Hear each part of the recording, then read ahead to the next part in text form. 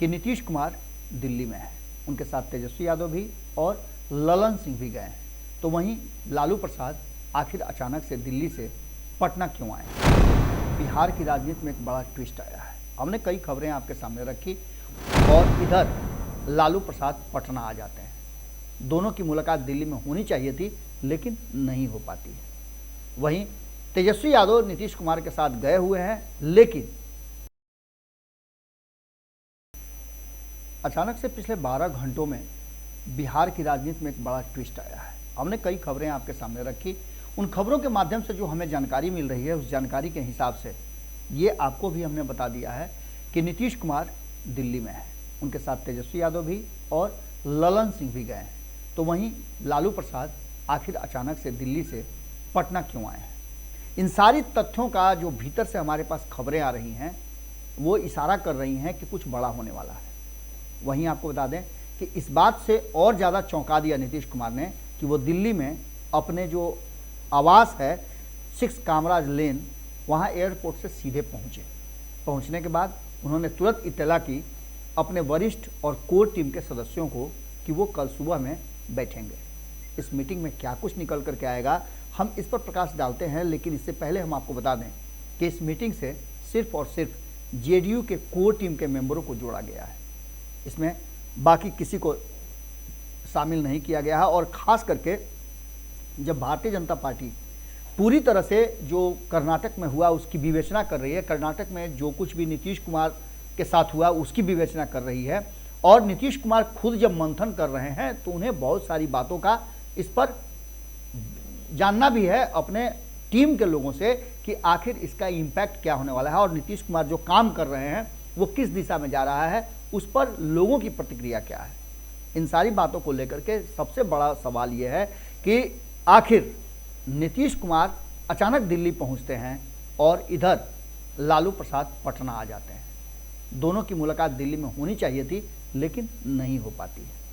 वहीं तेजस्वी यादव नीतीश कुमार के साथ गए हुए हैं, लेकिन इन सबके बावजूद तेजस्वी यादव को छोड़ करके अपनी टीम के मेंबर के साथ मीटिंग करना कहीं ना कहीं एक बड़ी बात को जन्म दे रहा है। अंदेशा और संदेह फिर से एक बार पनपने लगा है कि क्या नीतीश कुमार कोई बड़ा फैसला लेने वाले हैं। इसकी चर्चा दिल्ली से लेकर के बिहार तक शुरू हो चुकी है।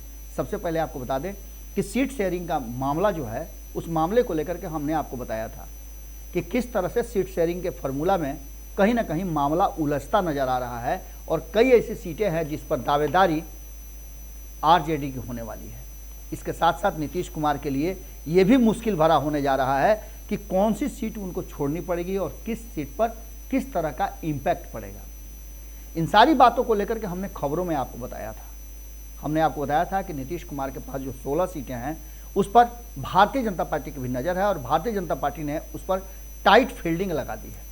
वहीं कांग्रेस के हिस्से में जो एक सीट है उस पर भी उसकी फील्डिंग बहुत टाइट है। इतना ही नहीं, जो अब तक 16 सीटें जदयू के पास हैं, उन सीटों में से बहुत सारी ऐसी सीटें हैं, लगभग आधा दर्जन ऐसी सीटें हैं जिन सीटों पर कांग्रेस और राष्ट्रीय जनता दल का पूरा निगाह बना हुआ है।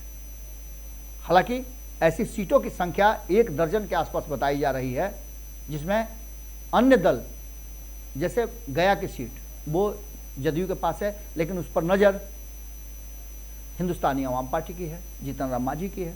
आपने हाल फिलहाल में सुना भी होगा, 2 दिन पहले ही हमारे साथ बातचीत में जो हुआ सो तो हुआ ही। उसके बाद उसी बात को दोहराते हुए जो नए नए अध्यक्ष बने हैं संतोष सुमन, उन्होंने भी 5 सीटों पर अपनी दावेदारी ठोक दी। 40 सीटों के इस गठबंधन में कैसे सीटों का बंटवारा होगा यह आप बेहतर ढंग से समझ सकते हैं। वहीं वाम दल भी कम से कम 5 सीट मांग रहे हैं, तो कांग्रेस को 10 सीट मांगी, तो 20 सीटें तो यहां हो गई, तो क्या 10-10 सीटों पर दोनों अपनी समझौता करेंगे?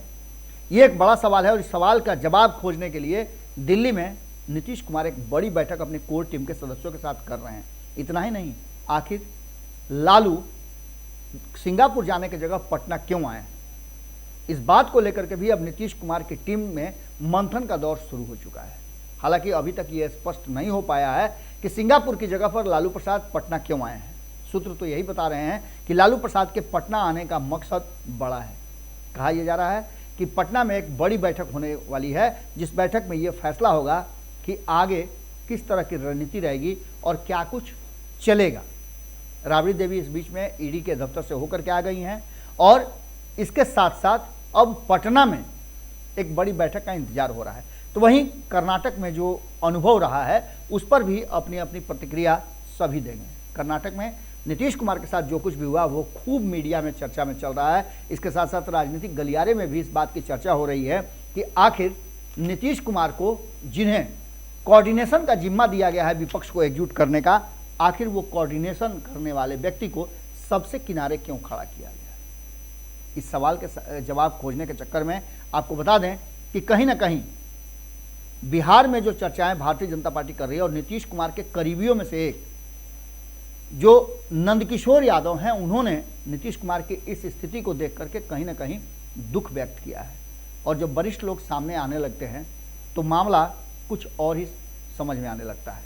एक तरफ जहां सुशील मोदी नीतीश कुमार को बार बार इशारा कर रहे हैं कि आप फिर से एक बार गलत ट्रैप में फंस गए हैं, आपकी कुर्सी तो जाएगी ही, आगे आने वाले समय में आपकी पार्टी भी बिखर जाएगी। तो वहीं नंदकिशोर यादव ने इस पूरे मामले पर तंज कसते हुए कहा है कि नीतीश कुमार आखिर कहां फंस गए हैं।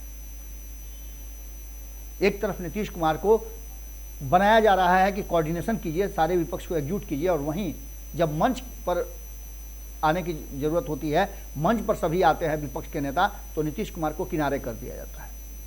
इसके मायने क्या निकाले जाएं। नीतीश कुमार और कांग्रेस कर्नाटक में शपथ ग्रहण में जिन लोगों को बुलाती है उनमें से अधिकांश लोग नहीं आते हैं। इसका क्या मायने निकाला जाए। कुछ लोगों को निमंत्रण ही नहीं दिया जाता है, इसके क्या मायने निकाले जाएं।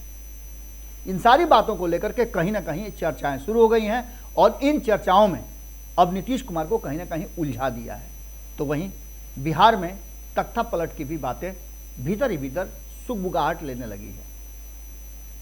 भारतीय जनता पार्टी का दावा है कि 2024 तो वो इजी निकाल लेंगे, 2025 के लिए भी उनकी रणनीति और योजनाएं पूरी तरह से तैयार हैं। हालांकि इतना आसान नहीं होगा। नीतीश कुमार को कमजोर समझने की भूल भारतीय जनता पार्टी नहीं करने वाली है, लेकिन नीतीश कुमार जिस वर्तमान स्थिति में हैं उस पर भारतीय जनता पार्टी को जरूर थोड़ी बहुत खुशी मिल रही होगी कि नीतीश कुमार अपने अभियान में आगे बढ़ते बढ़ते सीधे पीछे हो गए हैं, जहां से भारतीय जनता पार्टी को मौका मिल रहा है। इन सारी बातों को लेकर के जिस तरह से सारी चीज़ें सामने नजर आ रही हैं, उसमें पहुंचने वालों की एक लिस्ट है जिसमें कांग्रेस के तो लगभग सभी नेता वहां मौजूद थे, सोनिया गांधी को छोड़ करके। वहीं कांग्रेस शासित राज्यों के मुख्यमंत्री भी उसमें पहुंचे थे।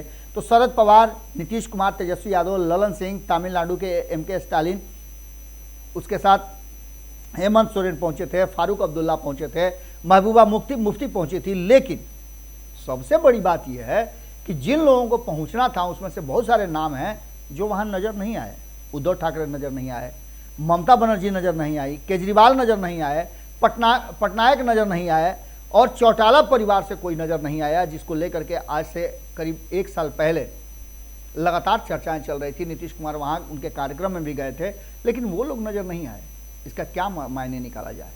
विपक्षी एकता को लेकर के पहले से ही संशय की स्थिति बनी हुई थी और अब जबकि कर्नाटक में शक्ति प्रदर्शन करना था और इस शक्ति प्रदर्शन में कहीं ना कहीं विपक्ष पूरी तरह से फेल हो गया है। ये पूरा कार्यक्रम कांग्रेस का कार्यक्रम बनकर रह गया और ये दर्शा रहा है कि कहीं ना कहीं नीतीश कुमार को जो अधिकार दिया गया था, कांग्रेस ने बिना कुछ कहे उस अधिकार को अपने पास निहित कर लिया।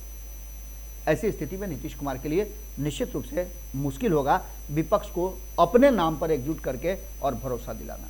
यही कारण है कि नीतीश कुमार एक बड़ी बैठक कर रहे हैं और इस बैठक में कोई बड़ा फैसला ले सकते हैं।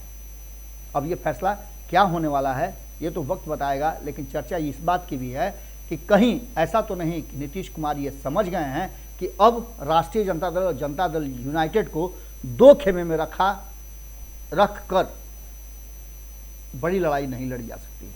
तो क्या वो सच होने जा रहा है जिसको लेकर के तेजस्वी यादव को अधिकृत किया गया था नाम और सिंबल बदलने के लिए? क्या लालू प्रसाद के बिहार और पटना में डेरा डालने का, दोबारा डेरा डालने का मायने यही है? क्या होने वाला है ये तो वक्त बताएगा, लेकिन चर्चाएं बहुत जोर शोर से हो रही है कि नीतीश कुमार और राष्ट्रीय जनता दल को एक होना पड़ेगा और उसके बाद बड़ी लड़ाई के लिए लोग भरोसा करेंगे और नीतीश कुमार को निश्चिंत होना पड़ेगा। तो वहीं इस बात की भी चर्चा चल रही है कि नीतीश कुमार को तेजस्वी यादव के हाथ में बिहार का कमान सौंप करके जाना होगा। जुड़े रहिए भारत लाइव के साथ। भीतर की बात में हम आपसे यहीं विदा लेते हैं, बाकी की खबरें बदस्तूर जारी रहेंगी। बहुत बहुत धन्यवाद, नमस्कार। अगर ये वीडियो पसंद आई और वह बिहार के राजनीति और बिहारियत से सरोकार रखेनी तो सब्सक्राइब बटन दबा के चैनल के सब्सक्राइब कर ली। ओजे एगो घंटी बा, ओकरा बटन दबा देला से कुल सटीक और मारक खबर रुआ मुफ्त में मिल जाई। अगर रुआ पत्रकारिता के हमनी के नया प्रयोग में सहयोग कर चाहतानी तो ज्वाइन बटन दबा दी। पेटीएम नंबर नोट कर ली 9386816700। धन्यवाद।